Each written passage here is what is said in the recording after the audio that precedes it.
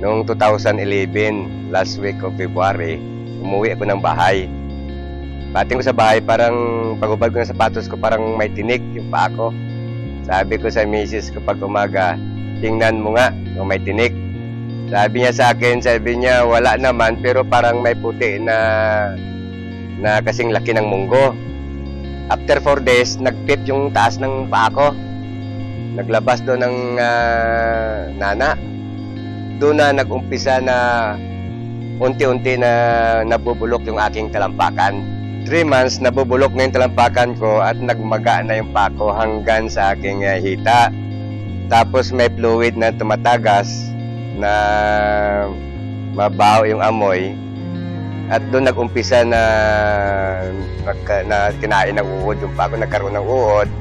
Kinain ng langgam yung mga bulok ng paa ko. Ngayon, mga 6 na buwan ako naghiga, ko Diyos ko, kung kunin mo na ako, sabi ko, nakahandaan ako, huwag mo naman akong perapan. Dahil yung mga malalakas na pinreliver na tick ko, almost 30 minutes lang, yan na naman, 24 hours na nagkikirot yung paa ko. Ngayon, pag umaga sabi ko, tanggalin mo lahat ng iniinom ko na mga gamot. At nakahandaan ako. Mga first week ng July, pumunta sa akin yung aking member na distributor ng Imglobal, Mrs. Manoxol, nagpapirma ng papeles. Dahil pati mata ko nung kaikling panahon, nag-blackout na rin. Hindi na ako kita. Ngayon sabi niya sa akin, Pres, bakit hindi ka mag-try ng produkto na Imglobal? Sabi niya yung C24/7. Sabi ko sa kanya, ano ba yan? Sabi niya, food supplement. Pag umaga, sabi ng misis ko, niya alis muna ako. Pagbalik niya, may dala siyang isang karton na 24/7. So sabi ko, ano ba klase mag-inom nito? Sabi niya, isang kapsula, araw-araw sa loob ng parang 3 araw at ayong kung hindi ako magkamali. Sabi niya 2 sa loob, sabi niya ng 4 na araw, 4 sabi niya sa loob ng 4 na araw at magbalik ka sa isa-isa. Nung maubos na yung isang box ko, nakapangutang ata si Mrs. ng isang box pa ulit. Tapos si Mrs. Maxwell naman bumalik sa bahay at sinabihan niya ko, Chris, litratuhan kita. Eko, bakit? Sabi niya, ilalapit kita sa niya kay Ma'am Sheila Sanoan. Baka matulungan ka.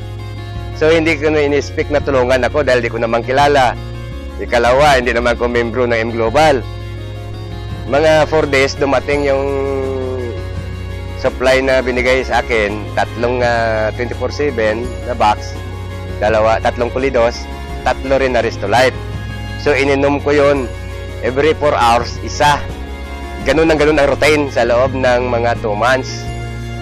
After 2 months, sabi ng misis ko sa akin na parang natutuyo, sabi niya, yung sugat mo sa palibot. Hindi rin ako nakumik dahil hindi ko naman makita.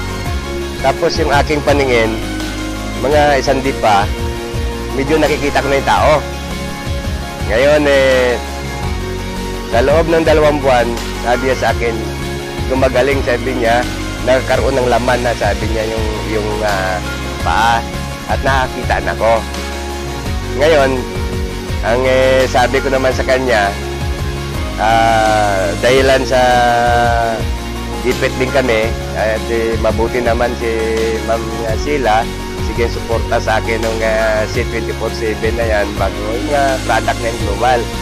Hanggang sa naghilom yung mga sugat ko, natanggal yung mga maga, nawala yung masamang amoy, at nakakabangon ako, nakakaupo na ako. Kasi yung sabi ko, yung unang tayo ko, na nakalakad na ko, una kong pumunta doon sa opisina ni Ma'am Sheila Sanoan para mag-testimony ng, para maipakita sa kanya na ito ang product ng tulong mo sa akin. Ako'y gumaling na. Pasalamat ako sa produkto na Imglobal. Dahil number 1 factor yun na ako'y nagaling. Ikalawa, doon sa kay Mrs.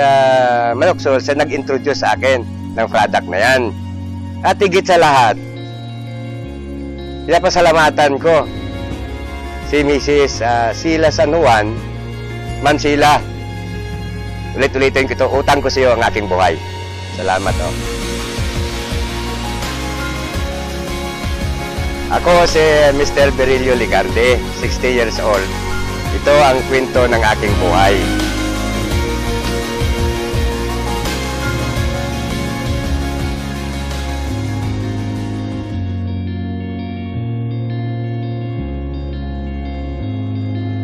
Ako po si Joylyn na Inciso. Anak ko po si Ivan. 1-year-old and a half siya. Normal siya. Tapos nahulog siya sa bronchopneumonia yung ubo niya. Dinala na namin siya dito sa puerto. Kumbaga parang nawala na siya ng malay. Tapos dinala namin siya sa provincial. Tapos pagdala namin dun, mayroon daw siyang tubig sa baga. Tapos nagkaroon siya ng acute na infection sa dugo. Tapos nung nagaling din kasi kumbaga private doctor din kami. Tapos yung 1 month kami doon sa provincial. Tapos paglabas niya, nagtataka lang ako bakit hindi na siya makabangon, hindi na siya makapagsalita na mama. Bakit ganun? Bakit hindi siya makapagsalita na? Ang ginawa ko, naghanap ako ng therapy hanggang nakilala ko si Dr. Socrates. Nag-board kami sa Baltan para maano siya ng therapy niya. Nung na-therapy na siya, amat-amat, natigilan na rin yun kasi lumipat na kami sa Siksikan, medyo malayo na, minsan may pamasay, minsan wala. Talagang nagpursige ako na matuto sa therapy nila. Natuto na ako na nagtsatsaga na mag-therapy sa kanya. Tapos dinala namin din siya sa albularyo, dinala rin namin siya sa para lang na mahilot siya. 3 years old siya, pinaaral ko na siya para matuto siya at mahalubilo sa mga bata. Pero hindi pa siya talaga as in katulad ng kailangan talaga buhatin, kailangan niyang alalayan talaga, hindi siya na yung pusa pa dati. Grade 1 hanggang grade 2, bumabalik-balik pa rin kami sa hospital kasi nga yung sakit niya hindi pa rin talaga mawawala, yung bronchopneumonia, anemia, at saka yung nagkakaroon siya ng tubig sa baga o di kaya acute na infection sa dugo. Hindi yan nawawala sa kanya. Grade 3 na siya, pasukan, meron akong na-meet na yun na si Ate Lynn na Soriano. Naawa siguro siya dahil buhat-buhat ko si Ivan. Tapos, inalok niya sa akin yung may choco. Tapos sabi ko sa kanya, pwede ba utang? Sabi ko, hulug-hulugan kita.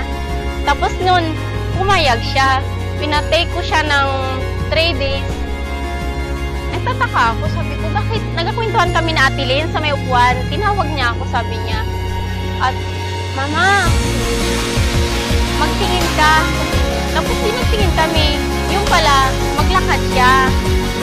Tumayo siya at maglakad. Tapos pagdating naman sa bahay, hindi na siya mapakali. Gusto niya yung magtayo, maglakad talaga. Siyempre, maliit na yung bahay namin, walang space. Lagi ko siyang kinakusap naman. Tutuloy mo na yung sarili mo at huwag kang magpadalo-dalos baka mamaya mapaano ka. Tapos nung tuloy-tuloy na yung may tuko niya hanggang naubos na, nagpursige na talaga siya na maglakad. Dinala namin siya sa sports complex para maglakad siya hanggang nakalakad na siya ng 10 hakbang. Tapos pagdating naman sa bahay, ganun din, hindi na siya mapakali.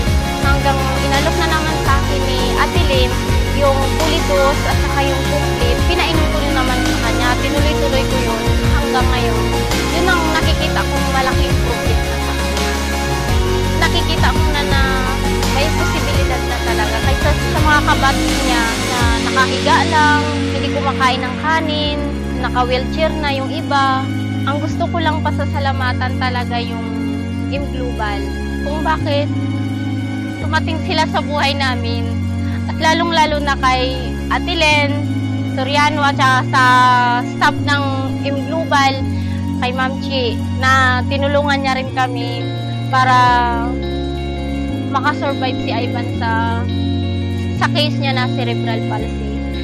Sa tulong niyo po na kung hindi dahil sa Global, hindi po bumangon yung anak ko at nagpursiging maglakad.